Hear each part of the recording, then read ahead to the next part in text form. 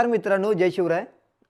खऱ्या अर्थाने महादेव कोळी चौथरा किंवा काळा चौथरा ज्याचा इतिहासाने म्हणावी तितकी दखल घेतली नाही, त्यामुळे ज्या शिवनेरीवरती आपण छत्रपती शिवरायांचा जन्म पाहण्यासाठी जातो 19 फेब्रुवारीला किंवा तिथीप्रमाणे, तर त्याच शिवनेरीच्या वास्तूच्या शिवकुंज म्हणून जे वास्तू आहे त्याच्यात मागून ज्यावेळेस आपण वर जातो 110-100 फूट उंच ज्यावेळेस चढाई करतो, त्यावेळेस इतिहासात एक असा काळा चौथरा आहे ज्याची म्हणावी तितकी दखल इतिहासाने घेतली नाही.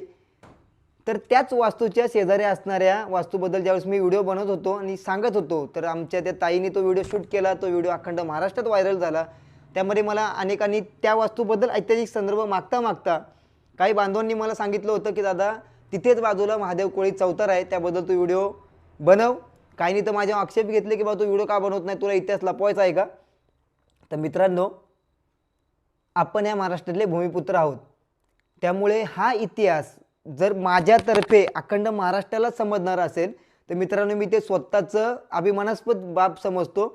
तर मित्रांनो, हे कार्य माझ्या हातून घडलं आहे. मी पुणा गॅजेट्स असेल, बॉम्बे गॅजेट असेल, ब्रिटिश कालाचे पुरावे असतील, अनेक ऐतिहासिक संदर्भ, अनेक ऐतिहासिक पुरावे यांचा 7 दिवस अभ्यास करून एक पद्धतशीर व्हिडिओ, एक पद्धतशीर माहितीपट मी इथे बनवलेला आहे. त्या माहितीपटामध्ये का बंड झाले, का उठाव झाला, कोणी उठाव केला, म्हणजे तो उठाव झाला तर पेशवे काळात सुद्धा तो उठाव का झाला, मुळात पेशवे हे मराठी सत्ता केंद्र असून सुद्धा त्यांना महादेव कोळी समाजाचं शिरकाण का केलं, या संदर्भातले सगळे तुमचे प्रश्न, या संदर्भातले सगळे तुमचे असणारे शंका कुशंका, या सगळ्यांवरती एक पद्धतशीर व्हिडिओ बनवलेला आहे, माहितीपट बनवलेला आहे.